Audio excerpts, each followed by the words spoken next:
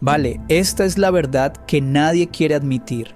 Mientras todo el mundo miraba hacia otro lado, el Chelsea ha llevado a cabo el robo del siglo. Y no me refiero a un traspaso cualquiera, sino al tipo de golpe que redefine la historia del fútbol brasileño. El tipo de fichaje que hará que dentro de 10 años nos preguntemos, ¿cómo consiguieron pasar desapercibidos? Hablemos claro, Todd Boehly ha convertido al Chelsea en una máquina de gastar sin precedentes en la historia moderna del fútbol. Casi 2.000 millones de euros en 3 años, más de 50 jugadores. Y cada vez que la FIFA o la Premier League creen haberlo atrapado, este tipo encuentra una nueva laguna en el reglamento. A estas alturas es casi artístico, pero esta vez ha hecho algo diferente. Esta vez no ha golpeado fuerte y ruidosamente. No, esta vez ha actuado en la más absoluta clandestinidad. El momento era perfecto. La Copa Mundial de Clubes acaparaba todos los titulares. Los rumores sobre traspasos estallaban por todas partes. Y mientras tanto, en el más absoluto silencio, el Chelsea se llevó al jugador que todo Brasil considera el legítimo heredero de Neymar. El jugador cuyo nombre hace vibrar a todo un país, Estevão Willian. ¿No conoces ese nombre? Exacto, ese es precisamente el problema. Eso es lo que hace que esta historia sea tan increíble. Porque en Brasil este chico no solo es famoso, es venerado, es un mito. Cada vez que intentaba leer algo sobre Endrick el año pasado, era imposible escapar de ese nombre en los comentarios. Sí, pero Estevão es mejor. Esperad a ver a Estevão. Estevão los eclipsará a todos. Y tenían razón.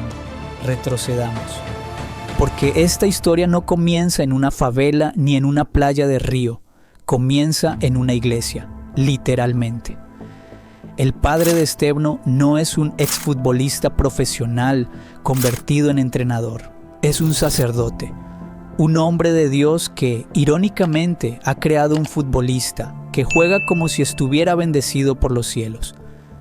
Pero aquí está el giro. Este sacerdote también fue portero en su juventud y no dejó a su hijo a merced de las calles brasileñas.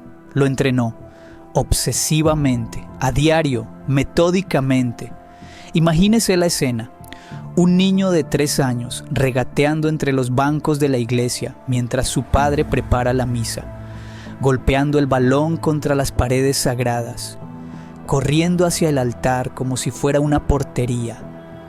Los fieles que llegan a rezar y se encuentran con un mini Messi en ciernes, perfeccionando su control del balón en la casa del Señor. A los 3 años, repito, 3 años, su padre logró lo imposible. Convenció a una academia local para que hiciera una excepción a su regla de 5 años como mínimo. ¿Cómo? Mostrándoles lo que su hijo era capaz de hacer. Y no era un pequeño prodigio adorable que daba suaves toques al balón. No, este niño ya humillaba a niños que le doblaban la edad. Tanto es así que al cabo de 1 año la academia abandonó cualquier pretensión de mantenerlo con su grupo de edad. Lo ascendieron directamente a la categoría superior. Pero lo fascinante no es solo su talento innato, es su enfoque. Fíjate en las fotos de archivo de sus entrenamientos infantiles. Sus ojos siempre están fijos en el entrenador, sin distracciones. No hay miradas perdidas. A los 5 años, mientras otros niños comían arena y perseguían mariposas, Estevão ya era un profesional en su comportamiento. Su padre le había inculcado algo poco común, una disciplina absoluta combinada con un amor puro por el juego. Y la gente empezó a darse cuenta. No solo se dieron cuenta, sino que se obsesionaron. Los padres de los otros niños ya no iban a los entrenamientos para ver jugar a sus propios hijos. Iban por Estevão. Las sesiones de entrenamiento se convirtieron en espectáculos. La política del club era solo padres. Pero esa regla pronto quedó obsoleta cuando los ojeadores empezaron a hacerse pasar por padres de otros niños solo para entrar y grabarlo. Finalmente el club capituló y abrió los entrenamientos al público, y ahí fue cuando todo explotó. Multitudes acudían a ver jugar a un niño de 7 años. No eran decenas de personas, eran multitudes, porque se extendían los rumores. Había un niño tan dominante en su pequeña liga que los entrenadores rivales pedían su expulsión. Su argumento: esto ya no es fútbol, los otros niños ni siquiera quieren jugar contra él. Toda la ciudad lo apodó Messinho, que significa pequeño Messi en portugués. A los 9 años comenzó la guerra. Santos quería ficharlo, São Paulo también, pero la batalla final se libró entre Palmeiras y Cruzeiro. Y aquí, agárrense, porque la cosa se pone fea. Cruzeiro parecía ganar la carrera. Hicieron una oferta agresiva, tan agresiva que convencieron a la familia para que se mudara. Pero entonces, 2 años después, todo estalló. El Cruzeiro estaba endeudado, muy endeudado, y para saldar una deuda con un agente, hicieron algo ilegal y moralmente reprochable. Le ofrecieron a ese agente una parte de los derechos de traspaso de varios jugadores jóvenes de su academia, incluido Estevão. El problema: era menor de edad, ni siquiera tenía la edad legal para firmar un contrato. Pero lo hicieron de todos modos. Peor aún, le dieron un 15% a la familia para convencerlos de que aceptaran. Cuando todo esto salió a la luz, cuando el caso llegó a los tribunales, el Cruzeiro no defendió a la familia. Los abandonaron. El padre se enfrentaba a una pena de cárcel. Un sacerdote que lo había sacrificado todo por su hijo se enfrentaba a cargos penales porque un club desesperado había jugado con fuego. ¿La reacción? A los 14 años, tan pronto como pudo firmar legalmente un contrato de verdad, el padre llevó a Estevão directamente a São Paulo y lo inscribió en el Palmeiras. ¿Y saben qué? El presidente del Cruzeiro tuvo la osadía de salir en televisión para criticar a la familia. Los tachó de inmorales, a ellos. Después de casi destruirles la vida, finalmente se hizo justicia. El padre demandó al Cruzeiro y ganó. Pero lo sorprendente es que, en medio de todo ese caos legal, de toda esa presión, de toda esa traición, Estevão nunca se vino abajo. Siguió jugando como si nada hubiera pasado. Su primer año en el Palmeiras, Campeonato Paulista Sub-15, ganador, gol en la final. Por supuesto, al año siguiente intentaron mantenerlo en esa misma categoría. Marcó 6 goles en 2 partidos, 6 en 2. El Palmeiras capituló y lo ascendió directamente a la categoría Sub-17 para la Copa Brasil. Entended lo que eso significa. Hendrick ya causaba sensación en ese equipo. Hendrick, el prodigio que todo el mundo conocía. Y entonces llegó un chico aún más joven, con apenas 14 años, a pocos días de cumplir 15. Hendrick tenía casi 16 años y ya era noticia, pero Estevão era un año más joven y jugaba en el mismo equipo. Sus primeros minutos en el campo: 5 goles en 91 minutos de juego acumulados, ni 4, ni 6, exactamente 5. Mientras tanto, también jugaba en el Campeonato Paulista Sub-17, 5 goles en 5 partidos, un hat-trick en el que regateó a toda la defensa en cada gol, más 2 asistencias en el mismo partido. Los aficionados empezaron a llamar a esta generación la generación multimillonaria. Hendrick, Luis Guilherme y Estevão. Pero incluso con este entusiasmo explosivo, el Palmeiras lo mantuvo en el banquillo para la final de la Copa Brasil. Demasiada presión para un jugador tan joven, probablemente. Luego enviaron a Hendrick a la selección Sub-20. Y ahí fue cuando los rumores se convirtieron en certezas. Incluso Hendrick Se arrodilló para limpiarle las botas a Stevno. No era una broma, era un gesto de respeto de un prodigio a otro. Cuando Stevno tuvo el equipo para él solo, fue una auténtica carnicería. 6 goles más para cerrar el campeonato paulista. Un increíble solo en la fase de grupos. Un globo de 40 metros en la final para sellar el título. Y aún quedaba el campeonato brasileño sub-17. Frente a las mejores academias del país, un chico de 15 años abrió su cuenta goleadora, regateando a la mitad del equipo del chapecoense. Luego marcó otros 5 goles en los 3 partidos siguientes.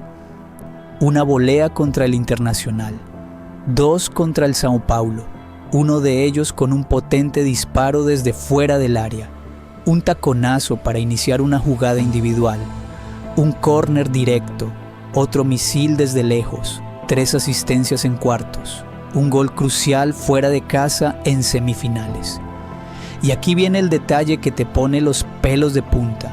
Jugó los 3 últimos partidos con un dedo del pie roto, inyecciones de analgésicos antes de cada partido, con 15 años. Para un jugador profesional adulto ya es límite, para un adolescente es una locura, pero aguantó. 4º trofeo del año. El Palmeiras lo convocó entonces para la Copiña, el mayor torneo sub-20 de Brasil. Esta vez no jugó mucho, solo lo suficiente para marcar un gol magnífico. Y a pesar de su papel secundario, el director de la Academia del Palmeiras lo calificó de superfenómeno. El ritmo no disminuyó. Semifinales de la Copa Brasil sub-17, regateó a la mitad del Vasco para empatar fuera de casa. Partido de vuelta, gol de falta para poner a su equipo por delante y luego otro gol tras correr por todo el campo. Final, gol y trofeo, por supuesto. Lo alinearon en un partido de la Libertadores sub-20. Contribuyó al gol de la victoria. Siguiente partido, marcó el gol del empate. Este chico simplemente no sabía perder. Después de 3 meses en el equipo sub-20, finalmente perdió una final, su primera derrota después de años. Volvió al equipo sub-10 7 años e inmediatamente se recuperó. 2 asistencias y 2 goles en los cuartos de final del campeonato brasileño, uno de ellos de tiro libre y otro de un potente disparo. La final contra el São Paulo fue su obra maestra hasta ese momento. Victoria por 3-0, hat-trick de Stevno. El primer gol, un solo. Por supuesto, el segundo, un disparo certero para poner el 2-0. El tercero, el São Paulo estaba tan desesperado que lo derribó en el área y le regaló el hat-trick con un penalti. A esto hay que añadir 3 goles y 3 asistencias en 5 partidos con la selección brasileña sub-17. El entrenador del primer equipo, Abel Ferreira, no pudo resistirse más. En el último partido de la temporada lo sacó al campo.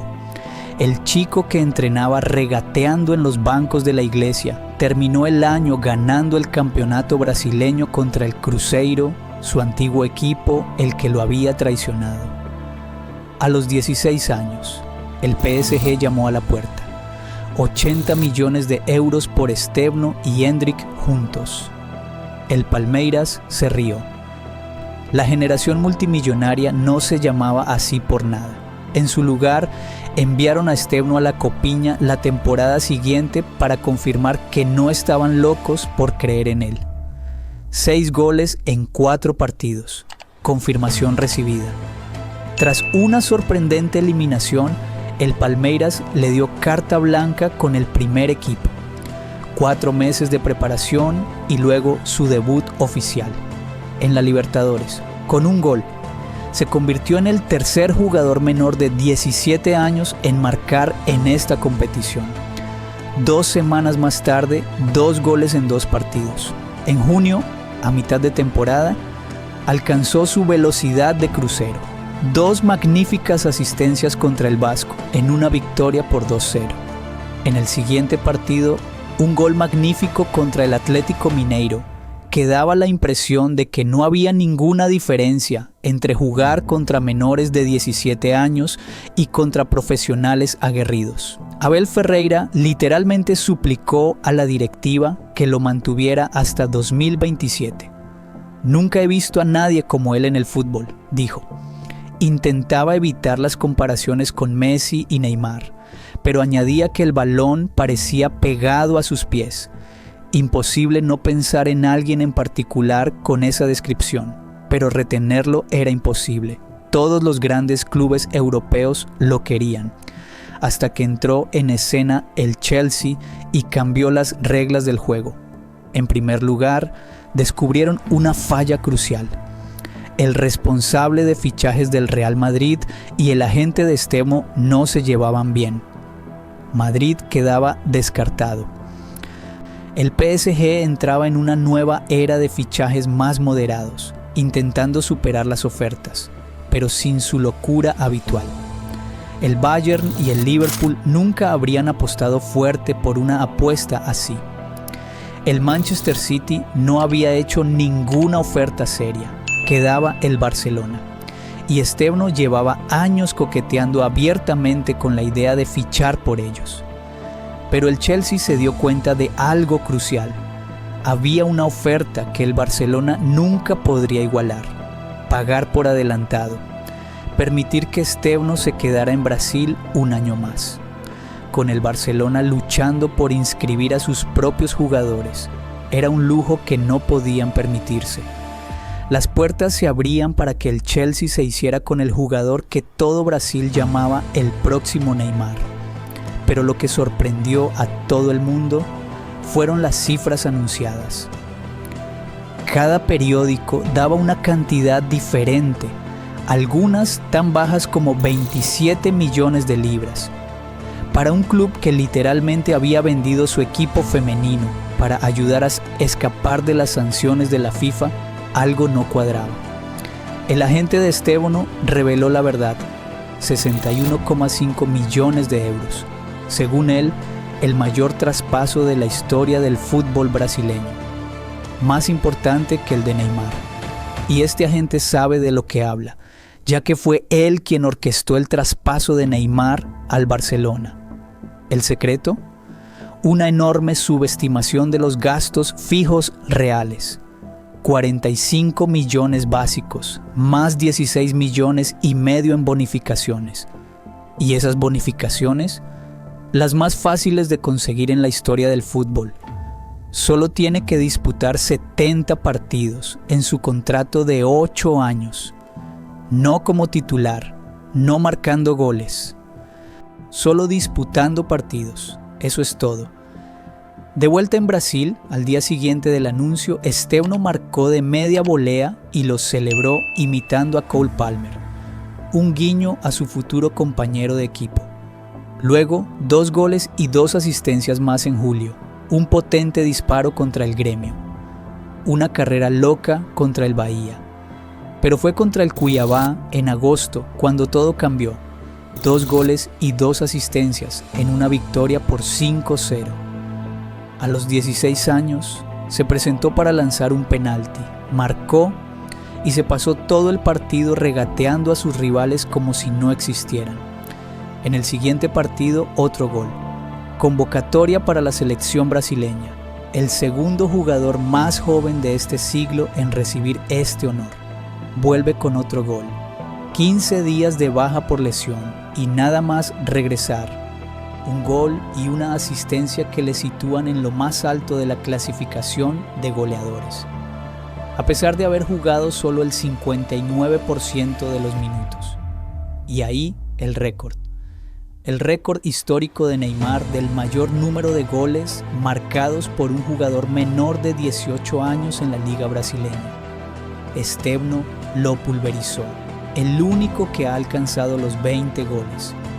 Pero la alegría duró poco. A 3 partidos del final, el Palmeiras lideraba la liga. Pero una derrota contra el Botafogo, su rival directo, lo hizo caer al segundo puesto. Estevno marcó un tiro libre en el minuto 90 del siguiente partido, para mantener vivo el sueño. pero una derrota en la última jornada lo arruinó todo. Sin embargo, ¿qué importaba realmente? Terminó como el mejor pasador del campeonato, casi el máximo goleador. Una actuación tan completa que, por primera vez en la historia, los jueces otorgaron el Balón de Oro del campeonato brasileño, el premio al mejor jugador del año, a un jugador menor de 18 años. Ni Neymar, ni Kaká, ni Ronaldinho, ni Ronaldo el Fenómeno. Estevão Willian, mejor jugador, mejor debutante, mejor delantero, mejor pasador. Los 4 premios para un solo chico. Desde entonces corrían rumores de que iba a bajar el ritmo durante su última media temporada antes de fichar por el Chelsea. Un penalti fallado en la final del Campeonato Paulista hizo que muchos olvidaran que habían llegado hasta allí gracias a su actuación como mejor jugador del partido en cuartos, con 2 goles absurdos que dieron la victoria a su equipo, por no hablar de ese otro gol contra el Botafogo SP que recordó al premio Puskás de Neymar. Y ahora ha terminado sus últimos 12 partidos de la temporada regular con 10 contribuciones al marcador. Y en la Copa Mundial de Clubes, después de codearse con Messi y demostrar que ni siquiera los mejores equipos del mundo podían detenerlo. Cuando estaba a punto de ser eliminado por su futuro club, el Chelsea, se aseguró de marcar un último gol espectacular, casi como una advertencia, casi como si dijera: la Premier League no está preparada para lo que se avecina, y nadie lo vio venir. Esa es la genialidad del golpe. Mientras todos miraban hacia otro lado, el Chelsea se llevó el futuro del fútbol brasileño, el próximo Neymar, quizás incluso mejor. Y cuando llegue a Londres, cuando empiece a hacer lo que mejor sabe hacer, regatear, marcar, crear, dominar, todos se preguntarán cómo demonios se les pasó eso por alto. La respuesta es sencilla: nunca lo miraron realmente. Y ahora es demasiado tarde.